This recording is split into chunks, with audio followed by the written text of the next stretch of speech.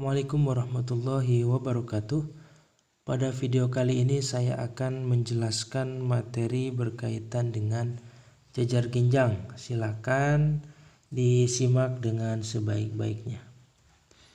Saya akan mulai dari definisi jajar genjang terlebih dahulu.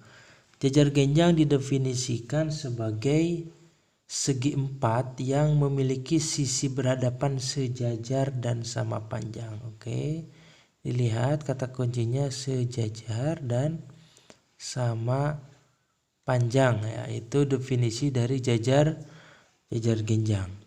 Nah, sebagai pengetahuan bahwa jajar genjang itu jika dilihat dari definisi seperti ini, tidak selalu berbentuk seperti jajar genjang ABCD seperti ini, karena bisa jadi berbentuk bujur sangkar, bisa jadi berbentuk persegi panjang, bisa jadi berbentuk belah ketupat, ya.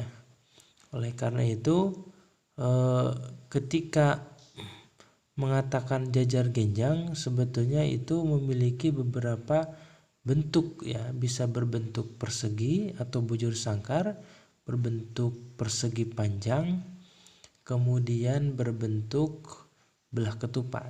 Karena tiga bangun datar tersebut memenuhi definisi daripada jajar genjang. Oke, setelah tahu definisi jajar genjang, mari kita lihat dalil 34. Sisi-sisi yang berhadapan dari suatu jajar genjang adalah kongruen. Kalau dilihat dari redaksinya, dalil 34 ini belum berbentuk implikasi, ya. Supaya kita mudah dalam pembuktian, kita ubah dulu dalil 34 ini dalam bentuk implikasi. Berarti kalau kita ubah ke dalam bentuk implikasi, maka menjadi jika suatu segi empat itu merupakan jajar genjang, maka sisi-sisi yang berhadapan itu kongruen. Nah, kurang lebih seperti itu kalau diubah ke dalam bentuk implikasi. Sehingga kalau kita lihat dalam pembuktian, yang diketahui adalah jajar genjangnya. Kemudian buktikan bahwa sisi-sisi yang berhadapan itu merupakan sisi-sisi yang kongruen. Oke, kita lihat sebetulnya bukti dalil 34 ini sudah ada di buku, ya. Kan tetapi dalam video ini saya tidak akan membahas detail pembuktiannya, tetapi akan saya bahas cara berpikir dalam pembuktian dalil 34. Oke. Jadi cara berpikirnya, ya. Oke, kita lihat yang akan dibuktikan itu adalah AD kongruen BC. AD kongruen BC, kemudian satu lagi AB kongruen DC, ya.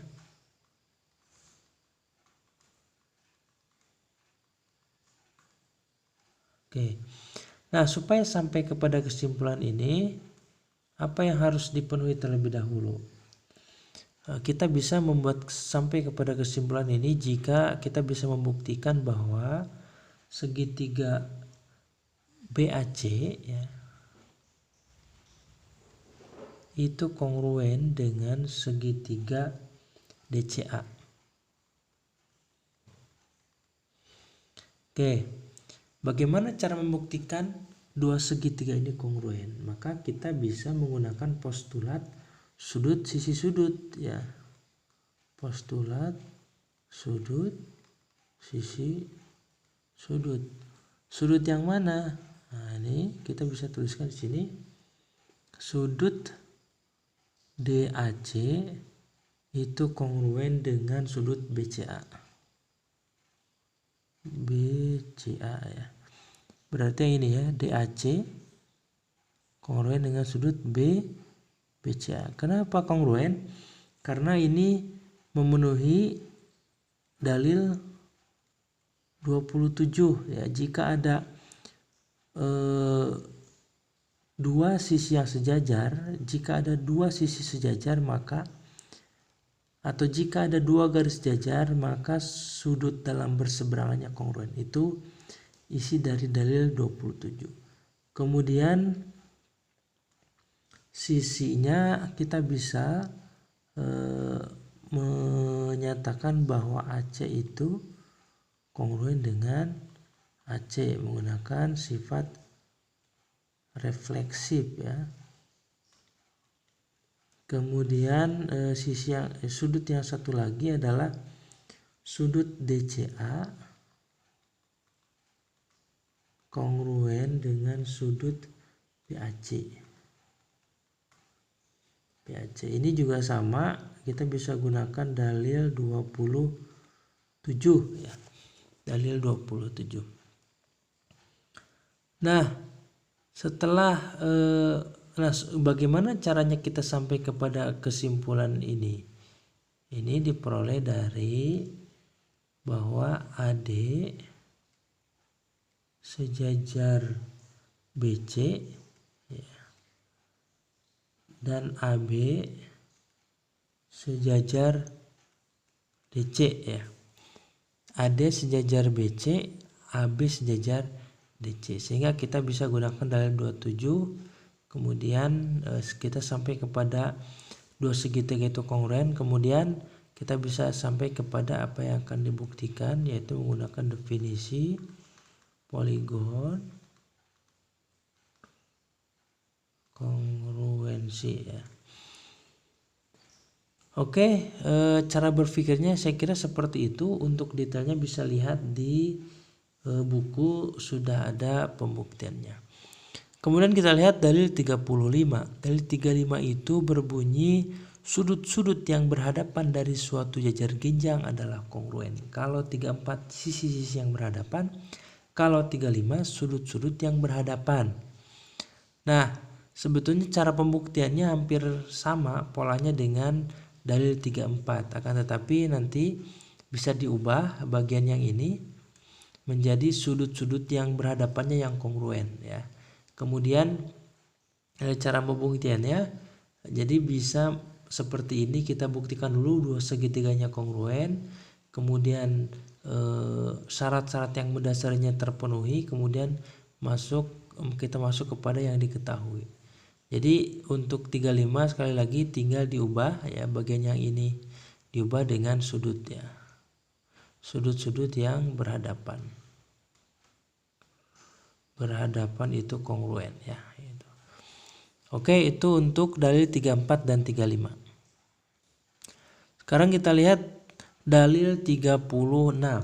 Diagonal jajar genjang saling berpotongan membagi dua. Oke, kita lihat langsung saja. Ini ilustrasi dari dalil itu ya, gambarnya seperti ini. Diketahui ABCD jajar genjang, buktikan AC bisektor BD, BD bisektor AC. AC bisektor BD sehingga akan membagi dua ya, sama panjang. Kalau BD bisektor AC berarti membagi dua bagian ini sama panjang.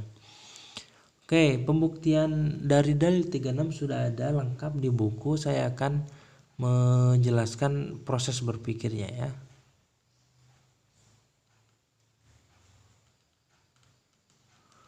Oke, yang akan dibuktikan adalah AC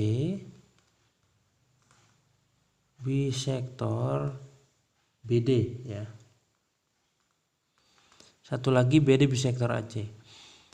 Oke, kita lihat yang ini dulu ya. Nah, supaya AC bisektor BD apa? Supaya AC ini bisektor BD, tentu titik E-nya ini merupakan titik tengah dari garis BD ya. Maka E ini harus merupakan titik tengah dari garis BD ya. Nah, supaya E titik tengah bagaimana? Maka harus dibuktikan bahwa BE ini kongruen dengan ED ya. BE kongruen dengan ED. Supaya BE kongruen ED bagaimana? Maka kita bisa membuktikan terlebih dahulu segitiga EDA ya, segitiga EDA itu kongruen dengan segitiga EBC. EDA EBC. Menggunakan apa? Menggunakan postulat sudut, sisi, sudut.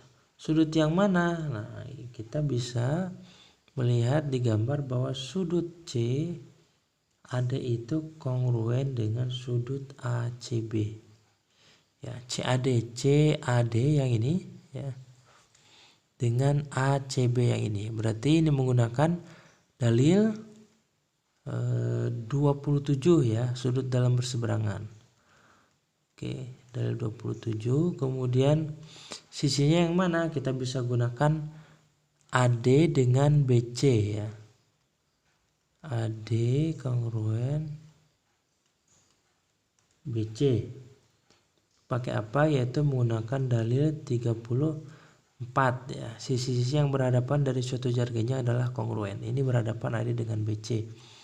Kemudian sudut yang satu lagi adalah sudut ADB ya, sudut ADB kongruen dengan sudut CBD. ADB yang ini berarti ya kongruen dengan CBD yang ini. Ini juga sama menggunakan dalil 27 ya, dalil 7. Oke, nah ini dari mana? Nah ini semua harus terpenuhi, diperoleh dari bahwa A, B, C, D merupakan jajar genjang ya. Sehingga kita bisa sampai kepada sudut yang kongruen, ini sisi kongruen, ini sudut kongruen. Pada akhirnya kita sampai kepada yang membuktikan yaitu bahwa AC bisektor BD. Begitu juga untuk yang BD bisektor AC dengan cara yang sama. Oke, saya kira seperti itu cara berpikirnya. Silakan untuk lebih memahami, dilihat pembahasannya di buku. Di situ sudah dibahas detail langkah-langkah sampai kepada pembuktiannya. Berikutnya dalil 37 ya, semua sisi bujur sangkar kongruen. Saya kira ini mudah dipahami dan pembuktiannya juga sudah ada di buku. Kemudian kita lihat dalil 38, sisi-sisi dari belah ketupat kongruen ya. Saya kira ini juga bisa dipahami dan pembuktiannya nanti silakan dicoba. Saya kira polanya hampir sama untuk pembuktian 37. Oke, sekarang kita lihat dalil 39, sudut-sudut trapesium sama kaki kongruen. Ya. Pembuktian dari dalil 39 saya kira juga sudah ada di buku, tapi coba kita buktikan ya supaya bisa memahami lebih baik ya. Oke, buktinya. Oke, seperti biasa ada dua kolom ya, ada kolom pernyataan ya, kemudian ini ada kolom alasan. Oke, yang pertama diketahui bahwa ABCD trapesium sama kaki. Oke, kita bisa tulis di sini bahwa ABCD trapesium sama kaki, alasannya diketahui ya.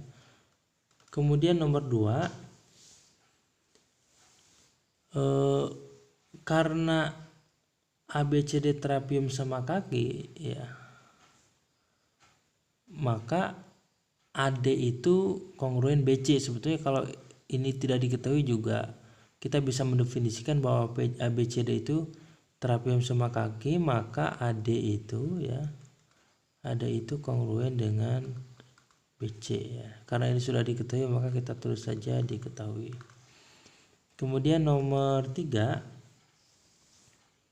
ya, kita bisa mendefinisikan trapesium ya, bahwa AB itu sejajar dengan CD ya. Ini definisi trapesium ya. Definisi trapesium, di mana trapesium itu merupakan segi empat yang sepasang sisinya sejajar ya, segi 4 yang sepasang sisinya sejajar. Kalau dia digambar ini sisi AB dengan sisi CD. Kemudian nomor 4 kita bisa misalkan bahwa CE itu garis yang melalui C dan E ya. Bahwa CE itu garis yang melalui C dan E kemudian sejajar dengan AD ya. CE garis melalui C dan E, oke, dan sejajar dengan AD ya. Oke, CE ini berarti yang ini ya, kita buat garis tambahan, sebetulnya tadinya tidak ada ya. Dibuat garis tambahan CE melalui titik C dan titik E. Jadi kita bisa gunakan postulat 4. Kemudian yang sejajar dengan AD ya. Jadi dibuat sejajar dengan AD. Sehingga kita bisa menggunakan alasan postulat 25 yang lebih tepat ya, dimana ketika ada suatu titik atau sebuah titik di luar sebuah garis, maka kita dapat membuat garis yang melewati titik itu yang sejajar dengan garis tersebut. Jadi hanya satu-satunya garis yang sejajar yang melewati titik tersebut. Itu isi dari postulat 25. Kemudian nomor 5,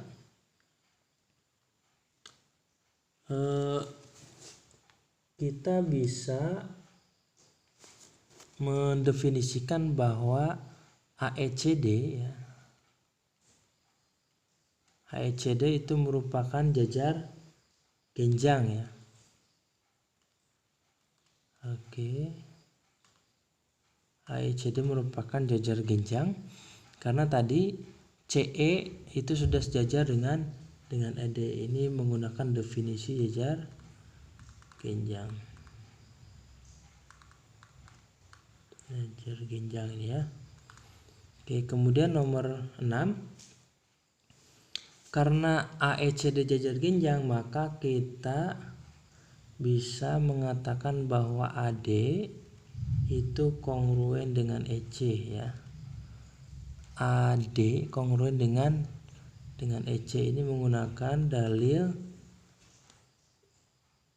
34 ya. Dalil 34 di mana sisi-sisi yang berhadapan dari suatu jajar genjang adalah kongruen. Kemudian nomor 7, kita bisa mengatakan EC kongruen BC ya. EC kongruen BC. Kenapa? Menggunakan sifat transitif ya. Transitif dari berapa? Tadi mengatakan AD kongruen EC, kemudian AD kongruen BC ya. AD kongruen BC, ini BC ini ya. Oke, jadi dari nomor 2 dan 6 ya. Kemudian nomor 8, sudut E2 ya. Sudut E2 itu kongruen dengan sudut B2 itu yang mana? Ini E1 ya, ini E1, ini E2. Sudut E2 kongruen dengan sudut B. Kenapa? Ini menggunakan dalil ketika sisi, karena BC kongruen EC, maka sudut di hadapan berarti dari 10 ya, dari 10. Kemudian nomor 9, sudut A itu kongruen dengan sudut E2. Kenapa sudut A kongruen dengan sudut E2? Ini menggunakan dalil 28. Apa bunyinya? Jika dua garis jajar dipotong oleh letter besar, maka sudut-sudut yang sehadapnya kongruen ya. Jadi sudut sehadapnya kongruen. Sudut A itu sehadap dengan sudut E2, maka ini kongruen ya. Menggunakan dalil 28. Ini yang ke-10 ya, sudut A kongruen dengan sudut B. sudut A kongruen dengan sudut B. Dari mana? Menggunakan sifat transitif ya. Transitif. Sehingga terbukti bahwa sudut A itu kongruen dengan sudut B.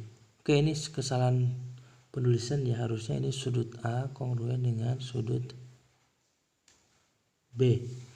Oke, itu pembuktian dalil 39. Oke, kita masuk ke latihan soal. Bisa dilihat di latihan 13 nomor 6. Soalnya seperti ini ya. Diketahui ABCD trapesium sama kaki ya. ABCD trapesium sama kaki, sehingga kita langsung saja spontan bahwa kita bisa ngasih tanda bahwa di sini bahwa AB itu kongruen dengan CD ya. AB itu kongruen dengan CD karena trapesium sama kaki. Kemudian AD sejajar BC. Ini AD sejajar BC karena ini trapesium ya. Jadi yang sejajarnya salah satu sepasang sisinya sejajar, yaitu AD dengan BC. Buktikan bahwa segitiga EBC sama kaki. Berarti yang ini ya. EBC itu sama kaki. Oke, kita langsung saja buktikan ya. Oke, ada 2 kolom pernyataan ya. Ini alasan. Oke, yang pertama kita mulai dari yang diketahui bahwa ABCD itu trapesium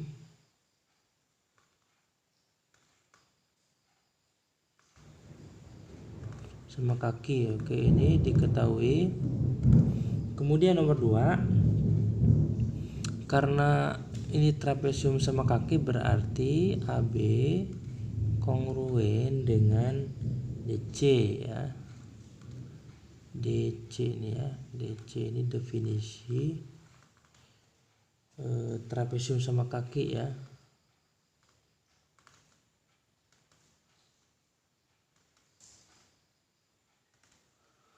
Oke, kemudian nomor 3, sudut B kongruen dengan sudut C. Sudut B kongruen dengan sudut C. Kenapa sudut B kongruen dengan sudut C? Karena berdasarkan dalil 39. Ya, kemudian nomor 4, kita bisa menuliskan bahwa BC itu kongruen dengan BC. Berarti ini menggunakan refleksif ya. Nomor 5, segitiga ABC ya. Segitiga ABC itu kongruen dengan segitiga DCB. Ini menggunakan postulat sisi, sudut, sisi ya.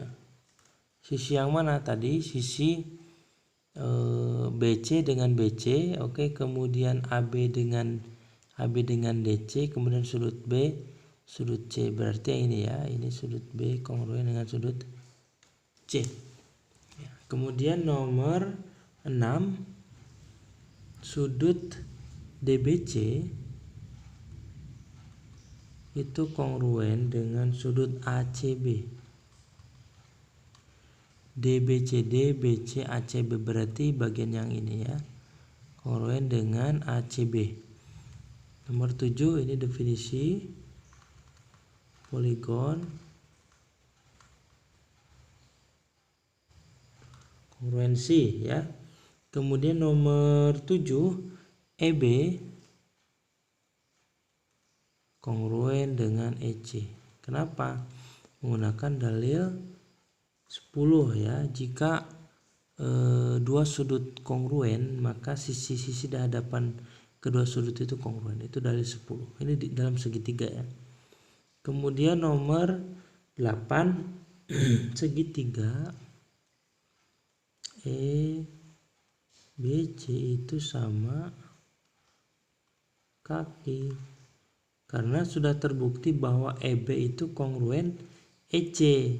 Nah, sehingga kita bisa mengatakan segitiga EBC itu merupakan segitiga sama kaki berdasarkan definisi segitiga sama kaki ya.